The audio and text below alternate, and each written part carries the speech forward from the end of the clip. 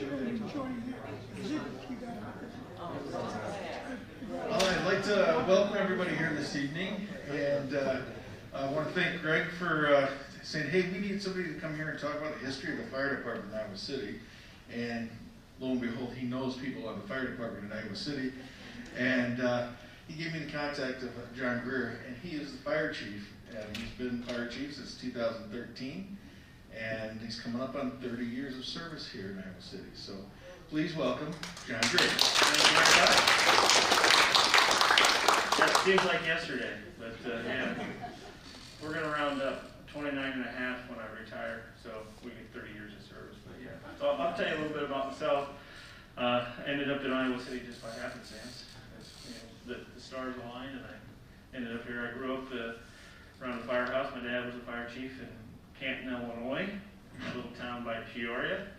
So I say little, 14,000. But can I take it off? You can take it okay. off as long as you stay away. Okay. Okay.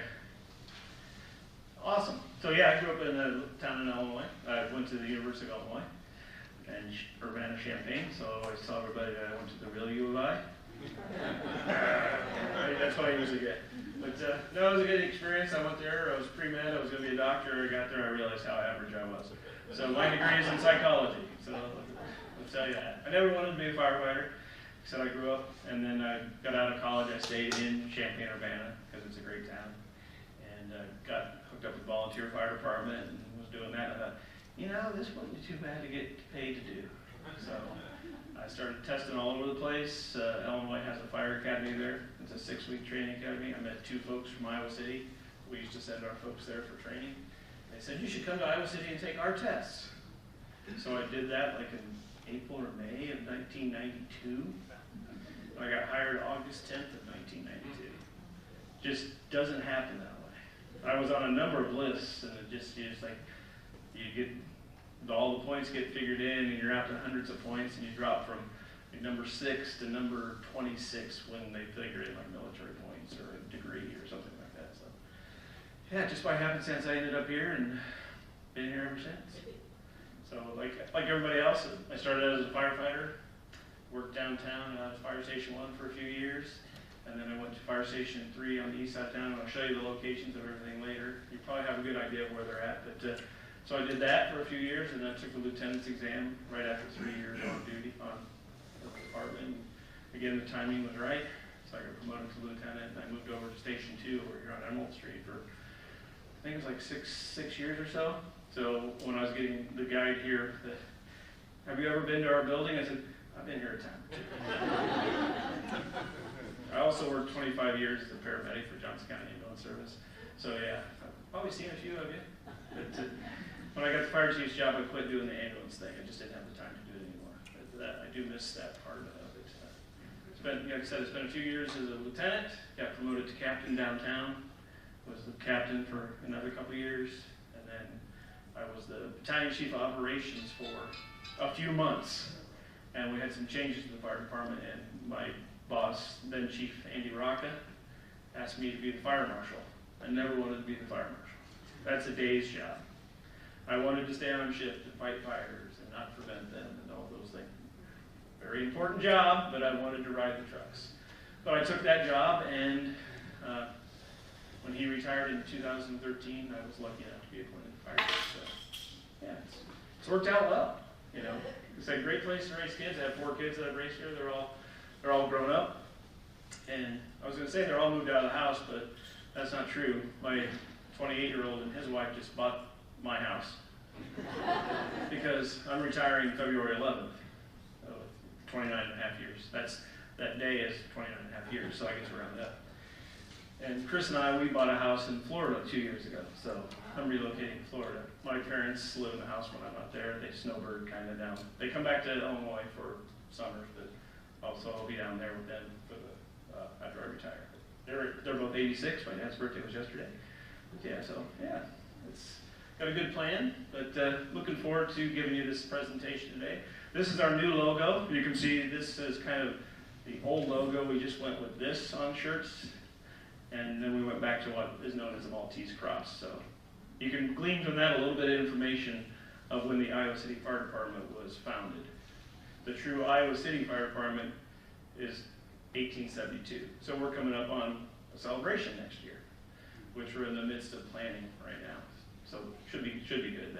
So I'm going to go through these slides. If you have questions, just shout them out, and I'll try to answer them. We're going to talk about a couple different eras, and I'll give you an idea of kind of where we're going in the next couple of years. We're working on budget right now, so I get to put some stuff, last minute stuff in there. So we can break up the history of the fire department in these three distinct areas. So the all volunteer era, the combination department, which is paid and volunteered, and then career fire department. And we've been a career fire department for quite a while. But so there's some interesting, good old pictures in here. I have a number of these in my office, but it's just some rich history. And Greg could probably fill you in on a lot of this because Greg is a big history buff for the fire departments in general, but he's well in tune with Iowa City. Yeah, I've known Greg for a long, long time.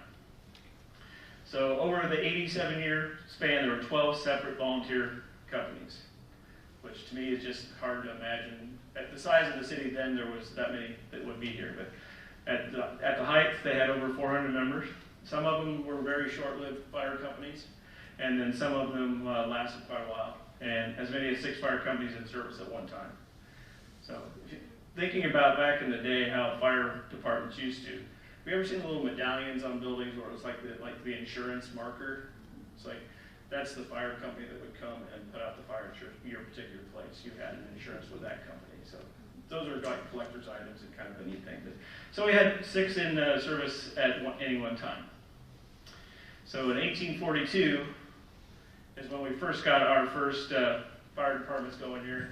And what had been built here in Iowa City? Yeah, it's the state capitol building.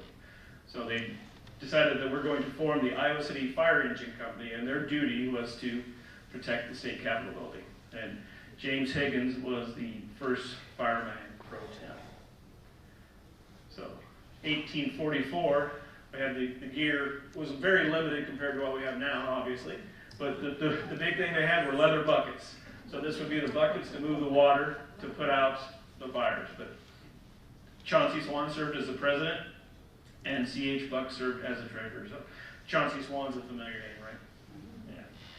Everybody knows Chauncey Swan. But they lasted until the late 1840s. Now I'm going to refer to my notes a few times so that I don't forget. Yep, it does just talk about leather buckets here. So we continue to evolve. In summer of 1854, the citizens petitioned the city council to get a fire department, form a hook and ladder company, and the marshal was ordered to procure these items. So we got 2 3-story ladders, 2 2-story ladders, 2 14-foot ladders, 6 poles with the necessary hooks, the pipe poles is what we call them, chains and ropes with a suitable carriage and a central place to store it. So we're continuing to add a little bit more. It's like us now. Since I've been the fire chief, we always want more. You know, we've got to have more equipment and more things to do our job better. And this is just an evolution of the fire department. So in October of 1855, Iowa City Fire Company #1 was formed. And this is the one where we believe that the monthly meetings were held at the Iowa City Brewery.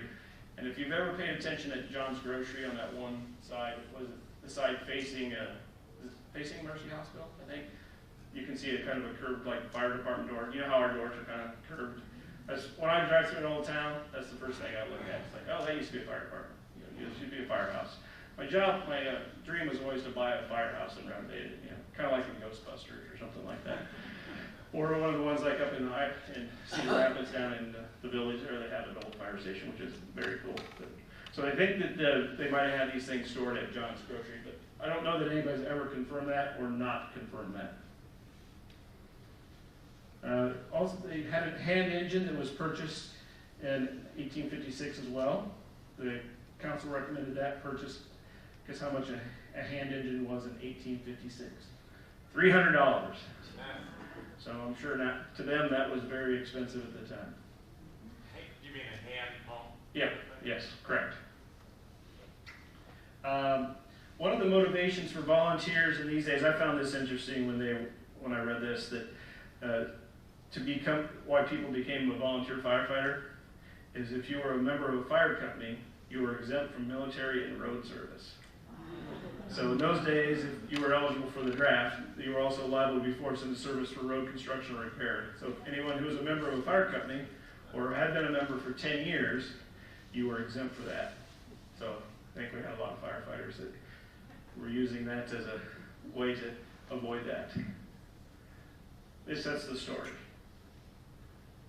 So usually something happens which causes things to change, right? Change is driven by an event. So an event that helped, again, propel firefighting in Iowa City was a fire that destroyed the block of Dubuque Street. One whole block of Dubuque Street. I might have it written down here. Between Iowa Avenue and Washington Street, the City Council passed an ordinance to establish fire companies in Iowa City. The council also authorized the purchase of equipment for firefighters. Again, we added more things. And we've been pulling horses from the barns nearby. There's possibly a Foster and Thompson's Library barn, which I'm not sure where that is, but I don't know if that would be Foster Road. But once the scene the fire pump was delivered to the scene, then the firefighters would use the hand pump to help get the water pressure. So yeah, we have things happen which cost the powers that be or council to make decisions. Again, so we get to 1872, if you remember from the patch or the logo, 1872, another event happened, and they decided, once the fire destroyed the Clinton House Hotel, they agreed to purchase bore gear, and the Iowa City Fire Department was formed. Then on May 20th of 1872, Rescue Hook and Ladder Company #1 was formed to take charge of the new equipment. So we're going to talk about the Iowa City Fire Department, but the Iowa City Fire Department also consisted of all these other ancillary volunteer groups at the time. They kind of all worked together, which was cool. But well ahead of the time, cooperation, making sure that we were able to do what we needed to do to make the city safe. And then we keep going. In July of 1873, Protection Engine Hose Company #1 was formed, and that's when that ordinance was formally established. So council says we want to do it, and then we have an ordinance. So we're going with 1872 for our records because that's what's always been there. It's what's been painted on the wall since I was there. So that's what we're going to go with.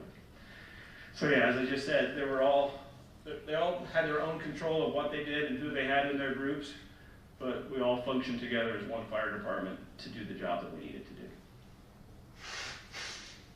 So 1870s to 1880s, 5 more fire companies were added to the Iowa City Fire Department. The Clark Hose Company #1 in 1879. They had their own hose cart, and they were headquartered in City Hall with other fire companies. And they have been named after then Mayor Clark. A lot of the things that the fire companies did back in the day was they had dances and tournaments. We'll talk about tournaments as we progress through here. But going through records that we have at the fire department, it's neat you find like a postcard that invites folks to a dance or some sort of social event. And we come up by a lot of this equipment or these things by people finding stuff in an attic. Cleaning out mom or dad's attic or the basement, and we found this box that has these pictures of this, that, and the other thing. I have a retired firefighter found, something in a thrift shop. It was a picture of an Iowa City firefighter, I think it was a Sawyer Fire Company, his uniform, which looking at the uniform now, it would fit one arm of me. Folks were just smaller back in the day. I mean, had his picture, had his certificate of when he joined the fire department, had a picture of he and his wife, had a picture, a card from one of the social events. So we have that, and we're trying to build like a display to put that in. But part of the draw back in for the fire companies is they all wanted to do these tournaments. And it kind of got to like, I guess, much like sports teams today, you would cherry pick the folks that you wanted. So the one fire company that, and we're going to talk about it in a little bit, that wanted to be the best, that's what they were doing. They would cherry pick the fastest, strongest firefighters from that company to come to their company so they could win the tournaments. Because they travel across Iowa back then to all these tournaments. So pretty interesting. So yeah, that's the Sawyer Hose Company #2. I think I have this picture in my office. we have some neat old photos. I would have brought them to you, but they are heavy, and the glass is glass. we don't mess with them too much. So yeah, Sawyer Hose Company reorganized from the Clark Hose Company that had disbanded. So was that 1879? So yeah, Clark lasted a couple of years, and then this is what reorganized. And I think this is in my notes here. It says that's when they formed this one to do all the firefighting tournaments and contests. So we continue to add companies. 1881, City Hall was built, corner of Washington and Lynn Streets. Right now there's an empty lot there that you can purchase for a mere $7 million if you're interested. That's a guess. It's expensive, but that corner has been vacant since I've been here. But I have another picture of my office that looks like an old building. This reminds me of where I grew up, the old fire station. It was a 3-story fire station. They had a pole from the 3rd story down to the 1st floor. I mean, this is how old I am too, because I would go up there after school, and I would go up the stairs, and I would slide down the pole. And I'd go up the stairs and slide down the pole. Well, you can't do that anymore. I remember being on my dad's back and sliding down the fire pole. You know, it's just a different time. We still have a fire pole here, but it's from the 2nd floor to the 1st floor, and it's a pretty short drop. Most people take the stairs, but it's still there. It's great to have in there. So yeah, 1881, and that was the home of the fire department until 1961. We'll see the building comes up. So in 1881, the Clark Engine Company responded from City Hall with a hand engine. 83, we had the Iowa City Fire Police. They were rebranded again, so reinvented from the Clark Engine Company. I have an Iowa City Fire Police picture in my office too. So they did police duties as well. They had a little billy club that they would carry around with them, and then they would be kind of like a fire watch, basically, is what they were doing. And then if there was an incident, they would go with it. So they enforce the fire codes and control the crowds. 1883, they built a 2nd fire station up there on North Lynn Street, and they would house Alert Hose Company number 2 was there, moved in, so they would, yes. I noticed in your previous slide, they were equipped with several things plus clubs. Yes, that was the fire police. So they had multi-duties. They were doing firefighter duties and police duties. Really? Yeah. Kind of interesting. Well, we have that now in some places. They have public safety who are police and respond to fires. They're doing that. They do that in Cedar Falls in Iowa. They do it in other places across the United States. But yeah, so they did police duties and fire duties. So is it equivalent or bigger than the police baton sort of thing? That I do not know. Okay. I've seen a picture. It looks like a small. It looks like the typical what I would call a billy club. Yeah, that's how I remember seeing it. But yeah, so Alert Hose Company number 2, and we actually have a nice fire helmet with Alert Hose Company number 2 that somebody found in an attic and brought to us. Had Alert Hose Company medallion or a chest piece from a uniform. Just it's awesome to find these things. So they protected the north end of the city, and we're going to talk about our other horses here in a minute. But there's the records on that horse are vague. Our former training officer put some of this information together, so he was doing research, but couldn't find anything about this particular horse. So we had the fire station downtown, and we had this one up on North Lynn Street. Now, today, thinking about it, those aren't really that far apart to us, but I'm sure in 1884, when you're trying to pull something to put out a fire, it's probably a significant difference. So there's a good picture too. I have that one on my wall too. It's going to stay. They're all staying. And then I just got some pictures to show the different ones, the different fire companies. So you can see some fire companies were bigger than others. I'm sure like any organization, they had some that their numbers would fluctuate up and down depending on what was going on in somebody's particular life at that time. 1895, the Relief Hose Company number 2, Summit Hill. So they quartered their horse on East Court Street, and I don't know where that was on East Court Street. We don't have any information as to what building they would have been in, or how far out on East Court Street they would have been. But again, short-lived, relatively 3 years. sure they were stationed there to cover that part of town. 1897 was the first line of duty death of an Iowa City firefighter. Lycurgus Kirk Leak, he was a protection engine and hose company. And there was a storm on this night in 1897, and lightning struck the North Hall, which housed the University Library. I think in some of our literature we have Mechanics Academy, which was incorrect. But it was, the library at the time was in North Hall. So we had lightning strike this building, it was on fire. They had gone into, they were carrying out, trying to save some books. The university lost a number of collections during this fire. So they were coming out and something fell, like the timbers fell, and hit Kirk Leak and killed him.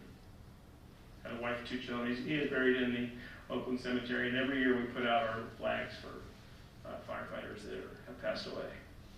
So this was our first case. There's a little controversy at this time. This was the week that Iowa City had hosted the firefighters tournament.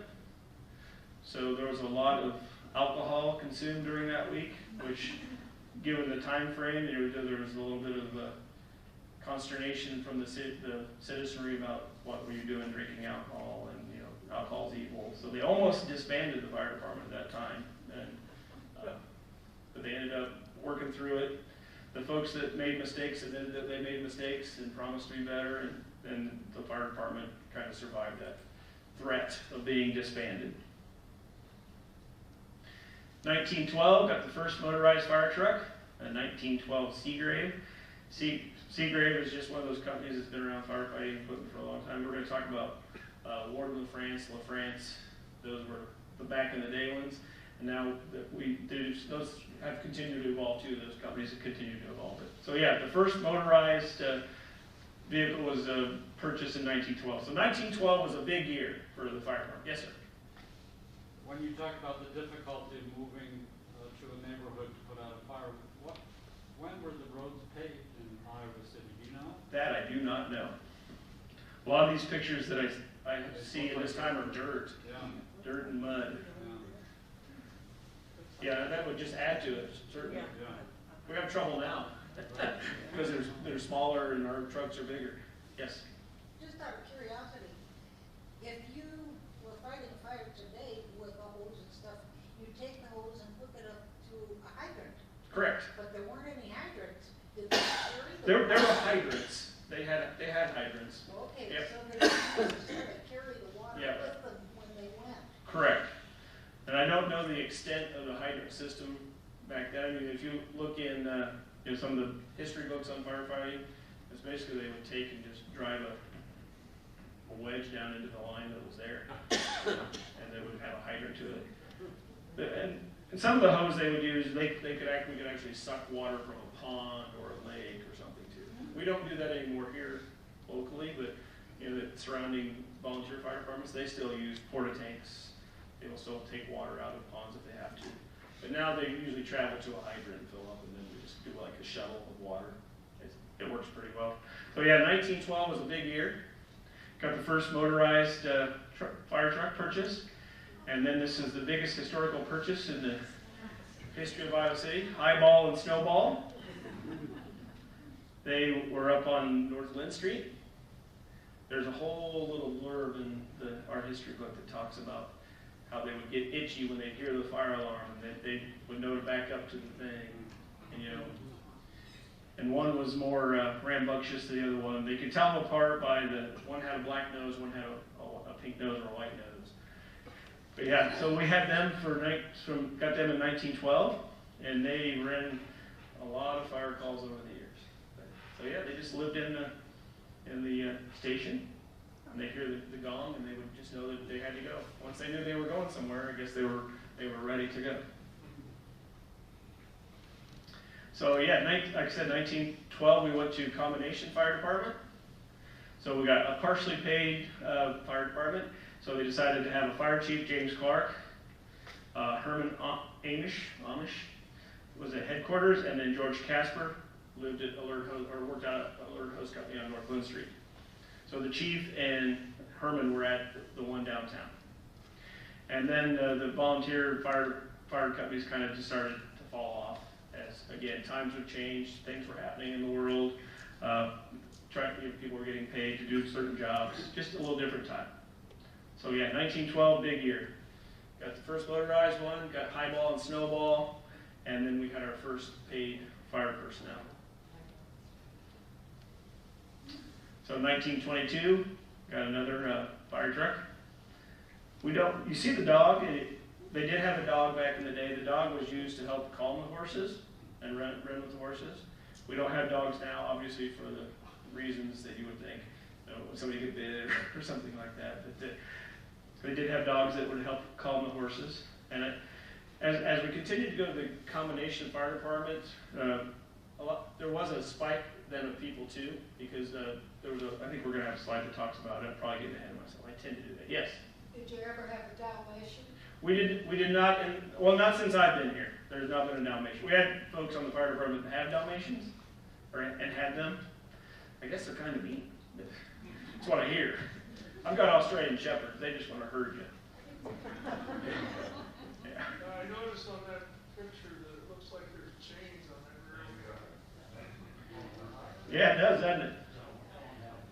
Get you through the mud and the muck and that nasty white stuff that's coming. So highball and snowball, or snowball and highball, retired in 1925. So that they had a ceremony and they did some pictures for their last day before they got put out to pasture, and an alarm came in for a fire, and highball and snowball beat the motorized folks there. The story is that it was staged to let them go out on a high note. They were put out to pasture up around Solon, and I don't know how long they lived or anything, but so they did an awesome service to the city of Iowa City. Yeah. Some great pictures of highball and snowball in the fire stations. 1926, we went to 7 paid firefighters, and they had 2 station staff 24 hours a day.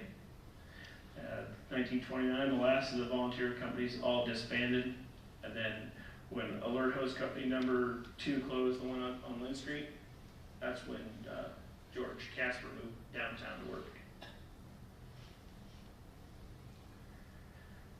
So when the combination, I guess there's great records kept of how many people you had, because you could get paid for the calls that you went on and the training you did and that sort of thing. So it's like the bad thing is that there's lots of lost records that just nobody ever kept, and now they do have some records that show that people were signing up and getting paid. When you were there, when you left, what fires you went on, those sorts of cool. So it's kind of neat to see an old book that has the old signatures in it when people were, in the early 1900s. So that's the 7 paid folks right there.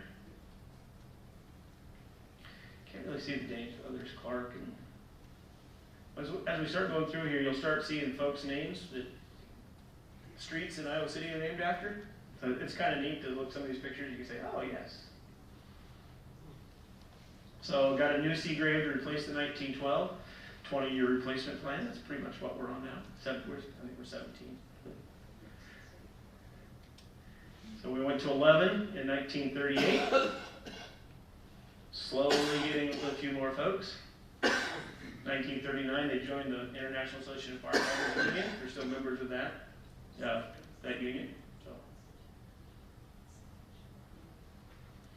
1947, they bought the American LaFrance engine. So this is the downtown fire station, the old city building. That's really washed out, but yeah, that's a ladder. This is old fire station number 2 here, right over here. That was down on South Gilbert Street just a little bit. I think it was like the 300 block of South Gilbert Street. Can't see the sign very well, but I guarantee it says Fire Station 2 right there, and it's red. We rebuilt Fire Station 2 over here. They found that board in one of the city shops that they had turned over. They were using it as a workbench. So it's on the wall in Fire Station 2. It's one of those things you're like, oh wow, been here this whole time, nobody knew. 1950, went up to 21 folks. And then we moved to our present fire station in 1961. It's a lot different than this picture, obviously. They've added a second story to it. This is filled in, that other side's filled in. So city has slowly added on to that building. Definitely has changed since 1961. So we moved out of the old building, moved down here, and that's where we've been ever since for fire station number 1. From 1929 to 1966, we used the 2 platoon system, so you worked every other day. You worked 24-hour shift every other day. So you did spend a lot of time away from your family. And now, since 1966, we do this California swing or California roll schedule. I grew up, my dad worked 24 hours on, and then he had 48 hours off. So here we do 24 hours on, 24 off, 24 on, 24 off, 24 on, and then 4 days off. So a better way to think about it is that I work Monday, Wednesday, Friday, and then when I get up Saturday morning, I don't come back till Wednesday. Then it's Wednesday, Friday, Sunday, then Friday, Sunday, Tuesday, it just keeps flipping. So once you get used to it, it's not too bad. You know, the shift is, you can go to the bank and get your hair cut when nobody else is there because they're all working a regular job. Yeah. Most firefighters have an additional job, you know, concrete worker, plumbers, electricians, paramedics, lawn care business, you know, this, that, and the other thing. So the days off certainly give it a great opportunity. So 64 and 65, we bought 2 American with France engines. So this is still the current fire station. The doors are different, but it's a great picture. 1968, Station 2 opened on Emerald Street. I worked in that station that pretty much looked like that for a number of years. And you'll see a picture of new fire station 2, and it'd be like, every time I left a place, they improved it. You know? So my timing was not impeccable on that part of it. So yeah, 1968, Fire Station 2. So on the back side of Fire Station 2 was cornfields. There's stories of folks, they would sit in the backyards and shoot pheasants and stuff because that was the edge of town. You know, it's just, so now look at it from Emerald Street on, you know, to the interstate, just stuff. Had their second line of duty death in 1969. There was a fire in Mercy Hospital. They had an explosion and injured a number of Iowa City firefighters. And then Robert Hine died a couple years later from injuries sustained in that fire. He was, I think there was 5 folks that were hospitalized. He was in a coma for a long time. Ended up never recovering. So those are our 2 line of duty deaths. Hope we can keep the streak going. That's it. 1970, about a 100-foot American Fence burial.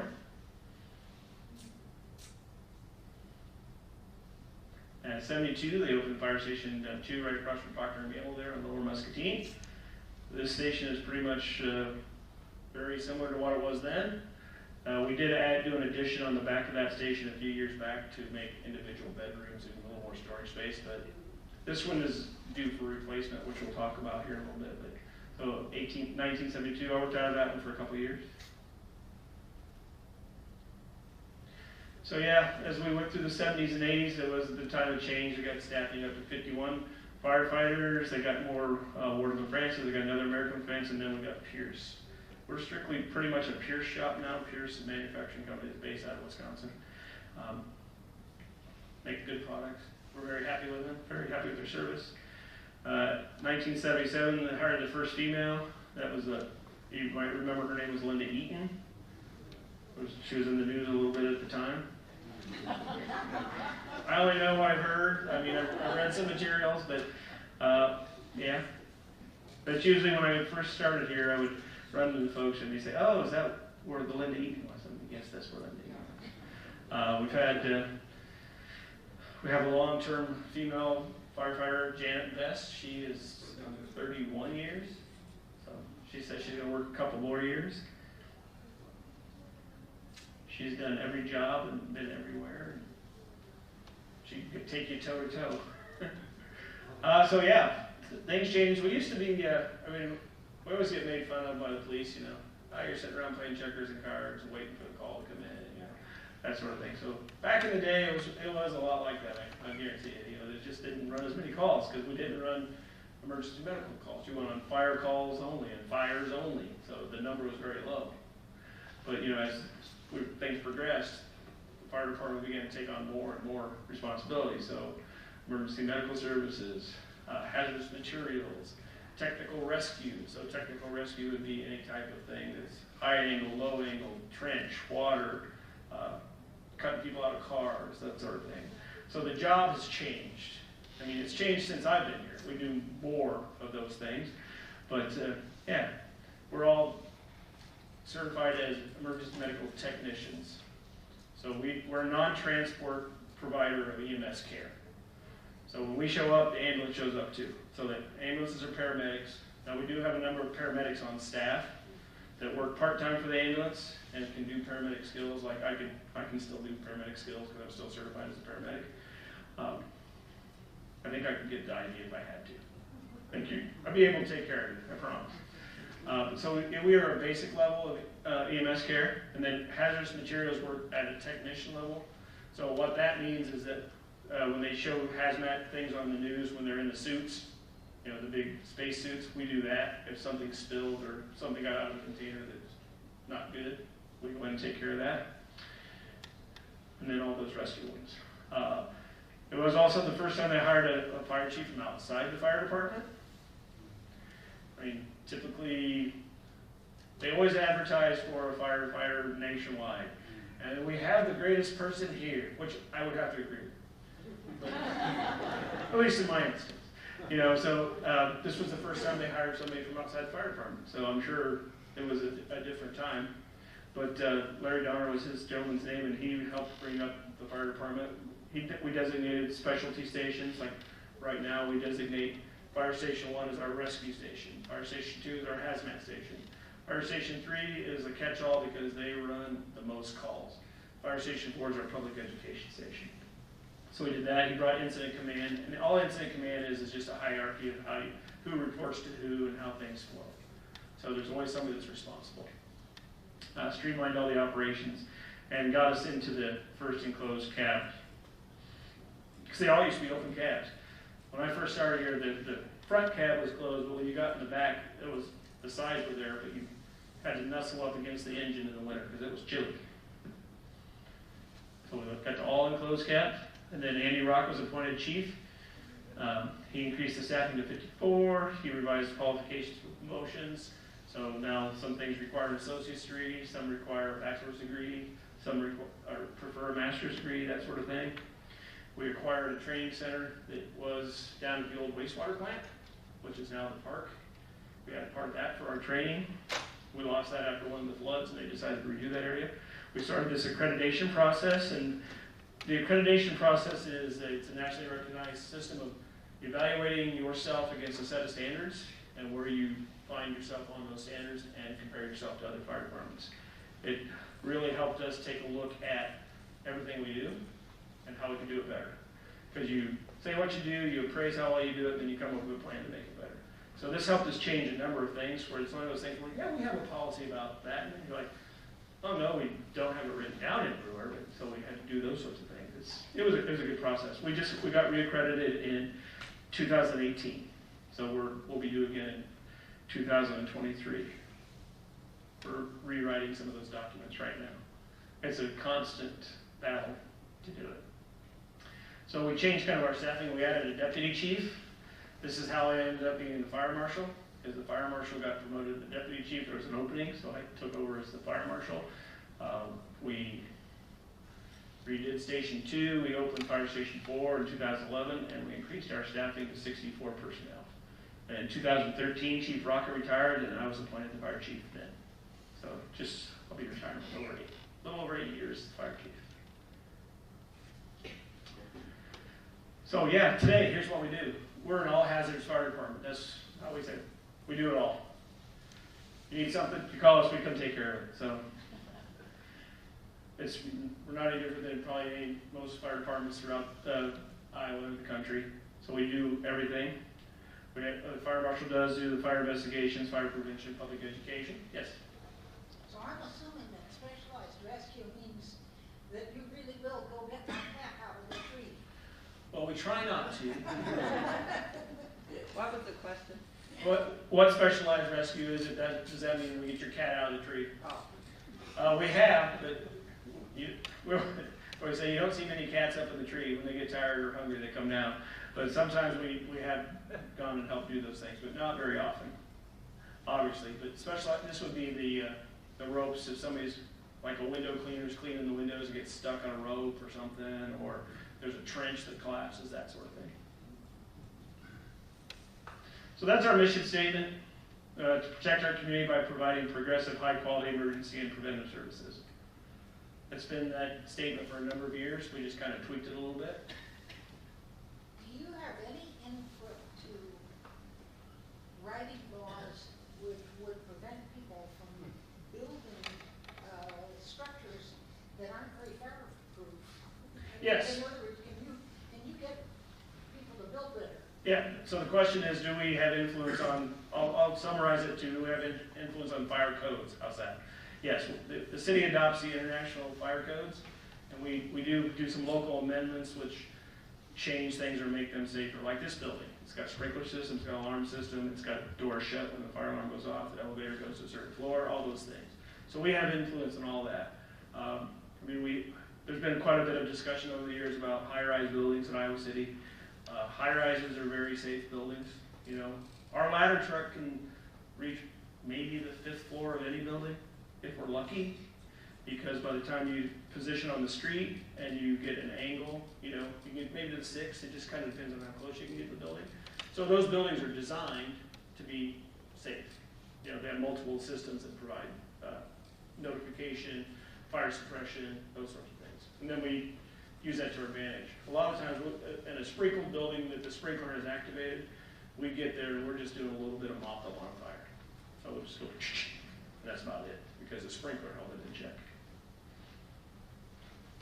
So 4 fire stations, 64 folks. We've been at 64 since 2011.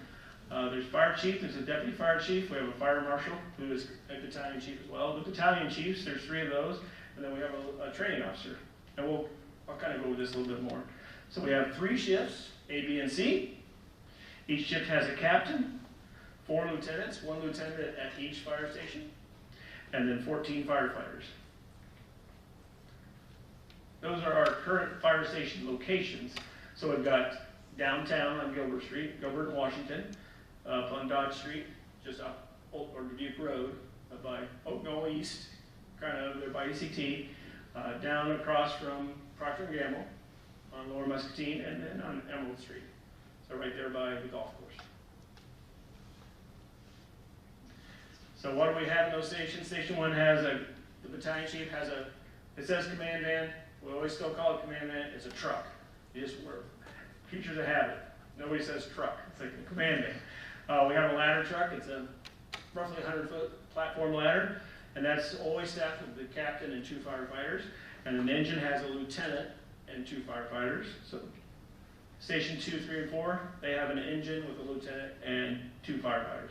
So the minimum folks on duty every day is 16. So that's the minimum folks working. And a lot of the days throughout the year, we're at 16. With vacations, sick leave, injuries, those sorts of things, we're at 16. Just run through the fire station. This is kind of recovered. But yeah, that's that picture of Fire Station 1 built in 1961. So you can see it has changed a little bit. When I first started, that left side was open. Now we have an enclosed room there. This is Fire Station 2. Remember that old Fire Station 2 where they were shooting pheasant out the back? This is a little more high tech. All of our newer facilities are built to the LEED certification, so to be the most beneficial to the environment, to heating systems, cooling systems, those sorts of things. So there's always a lieutenant and a firefighter there. And this is our hazmat station, so there's also a hazmat vehicle for the county is in there, and we help staff that. Fire Station 3 looks eerily similar to what it did when it was built. Again, a lieutenant and 2 firefighters work out of there. And Fire Station 4 is also a brand new one, and it's got the same drive. This is our only drive-through fire station, so you don't have to back the truck into this one. You pull off, you get to drive through. It's much nicer. And this is our public education station. It has a very nice training room in the basement. We do child seat checks here. We do all sorts of camps and that sort of thing with youth. So, very nice station. We've got a training center we built within the last couple of years down by our fuel pumps down across from Terry Trublet Park. So Public Works campus right by the animal shelter.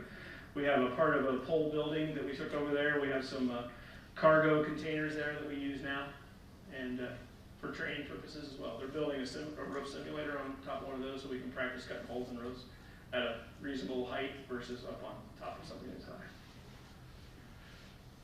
So just give you some numbers, and I'll be finished here in a couple minutes. We can have a few more questions. So we project for 2021, we're going to run 8,100 calls. So from 16, it's a little bit of an increase. Last year we went down, obviously. Nobody wanted to go anywhere. Nobody wanted to call the fire department because nobody wanted to go to the hospital. Nobody wanted to go see a doctor because of COVID. So we were all kind of on lockdown. So our numbers went down. But yeah, we're up to, we project will be just over 8,000 calls. Which, thinking back to when I started, how many we ran, it's just crazy that we're up that high. So most of our calls, like any fire department, are EMS calls. So 52% of our calls, or 3,573, are medical calls. And then we have fire calls are 1,020, and of those 1,020, true fires, what we call a fire call, would be 250. And out of that number, what we would say is a building fire, because the fire call would be a vehicle fire, grass fire, garbage fire, any fire, unattended cooking. But anything that gets into a building, we'd be right around 50. So numbers are low. Technical rescue, we don't do a lot of those. A lot of those would be popping a door on a car that's been in an automobile accident. Hazardous conditions, gas smells, carbon monoxide calls, those sorts of things. And then of the other, a number of those would be fire alarms. So we count those in our numbers too. Now we try to get those numbers down, because if we're out fighting, taking care of a fire alarm, we can't do something else. But it's a constant battle. So by station, Station 3 is by far the busiest fire station in town. Again, that's over on Lower Muscatine. So it responds to Silvercrest, a number of other housing facilities over there. There's a bunch of apartments there. It goes all the way down to Gilbert Street as our coverage area. So they are by far the busiest. And Station 4 is the slowest one.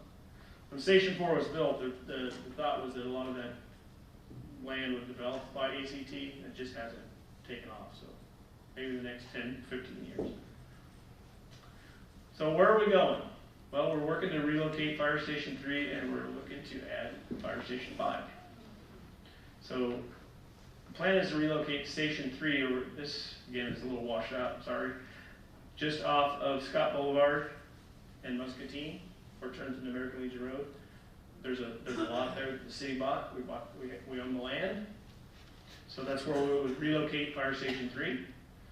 That's kind of how it looks, the lot that we have. This is going to be Station 5 added. So this is on South Gilbert Street. This is the softball fields. And this is Cherry Street, which now goes through.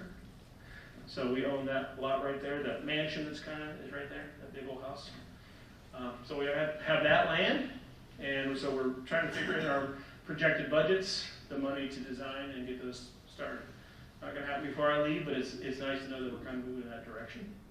If we relocate 3 and add 5, then we kind of have a better approach to cover the whole city with the addition of McAllister around the bottom of the city. So I always think talk about it as like a spoke. So we've got downtown as Fire Station 1 is kind of like the middle, and then we've got the other ones around, so they can go in and out and help each other. So that's where we will look in the future. And now with all the projected construction west, I'm sure they'll be talking about Fire Station 6 in a couple years as well. Maybe over by Menards or something like that. So that's all I got to say. If you had questions about anything, I would certainly try to answer them. Yes, sir. Well, 12 years ago, our house burned down. Our fire company was stolen because there were no hydrants. We ended up with tankers from 7 different Sure. companies. Talk about the system of coordination, cooperation between, well, first of all, Coralville, which is, you know, the largest non-Iowa Sure. city, I'm assuming, and the other volunteer. How do you work that? Yeah, all the fire departments and districts in the county, and even we have West Branch and Wellman as well, they're part of a mutual aid agreement. It's called the 2080 mutual aid agreement. So we can call for assistance for any type of incident. So that's just a standard, and like if we're available, we'll come. And then you're just providing that service to that city. There's no chargeback of money. There's nothing that's changing hands. It's just like it all comes out in the wash. You know, sometimes you give mutual aid, sometimes you get it. So we have mutual aid that's requested, and then we have what's called automatic mutual aid. So we have automatic mutual aid for a few things. Responses to I-80 from I'll call it the Clover Leaf, to West Branch.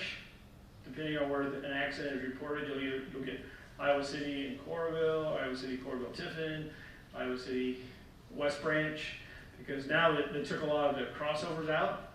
So it's just, we take responsibility for whatever side we're on. If it's on our side, we handle it, even if it's in West Branch district. If they're in our district, they take care of it. So that's an automatic aid for that. We also have automatic aid agreements for fire calls with Coralville and North Liberty. So some of our high-risk buildings, like a response to University Hospital, you'd get Iowa City, you get Coralville, you get North Liberty. Coralville helps us pretty much from Mormon Trek over, and some of our big, we call them high hazards or things that end in 0. They're the big buildings. And then we would go help Coralville up to the interstate. And then they get help from North Liberty down to the interstate. And then North Liberty kind of just comes because they have some full-time staff now, so they're able to respond a little more reliably than other fire departments. So yeah, we have mutual aid for hazardous materials as well. We have an agreement if there's a crash at the airport and we need extra foam, we have that built in. We have agreement with Eastern Iowa Airport. It'd take a while to get there, but we do have that agreement. Then we have agreements for a dive team, which is actually run by the county, but we have members on that as well. And then we have trench agreements with Cedar Rapids and Marion, I think. So, yeah, it's all about helping each other out. Yes, sir. So what generally has been the frequency of injuries to firefighters, and what in the most common injuries? Thankfully, the frequency is low. Most are sprains and strains, you know. A lot of stepping out of the engine in the middle of the night and not being able to see where you're stepping. So new fire engine designs, as soon as you, like those cars, you pop open the door, there's a light that shines where you're stepping. So that's one of them. Slips, trips, and falls, either in the winter or in a building that's under fire conditions, that sort of things, or from lifting patients, so your back strain, that sort of thing. So yeah. Yes, sir. Do you do all the investigations afterwards as to the cause, or is that a separate? We do. It's through the fire marshal's office. It starts with the company officer that's there, and then if they can't readily determine what the origin and cause is, then the fire marshal will do it, and then he has a fire investigation team. If there's a significant injury or significant loss or a death, then we most generally will use the state fire marshal office to come help us do that investigation. The biggest one I ever did was I did Brugger's. I did that investigation. That was a long one.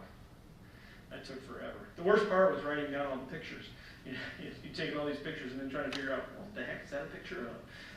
But so yes, we do. Everything has. I don't have the number of undetermineds, but we try to assign. If we can make the call, we make the call. But if we can't, we can't. Our biggest cause of fire is unattended cooking. And that's a national thing. So You might have met, a lot of ours are, folks come out from a night on the town, decide they're gonna cook some ramen noodles or pizza, and then they fall asleep, sort of thing. Or just get distracted, you know. We don't have as many like dryer fires or anything, but yeah, unattended cooking is our biggest one. But we do try to determine every cause. Yes, sir. What is your rapport with the university?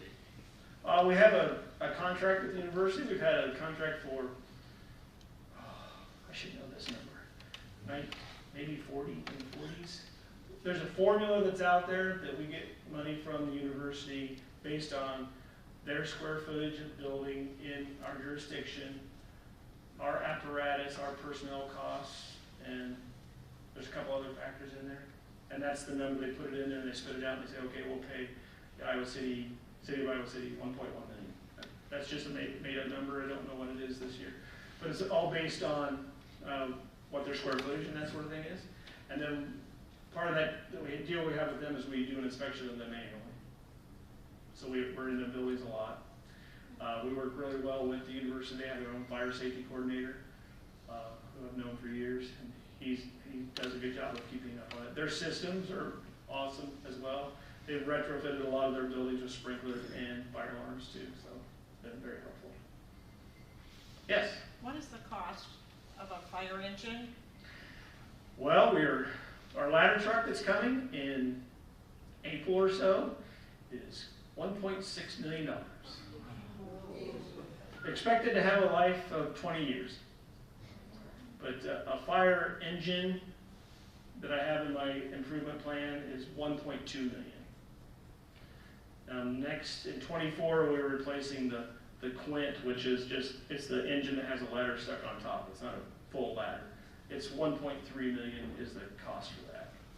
So they're not cheap, but want to be reliable. We hope we don't have to use them, but when we do, we want them to work.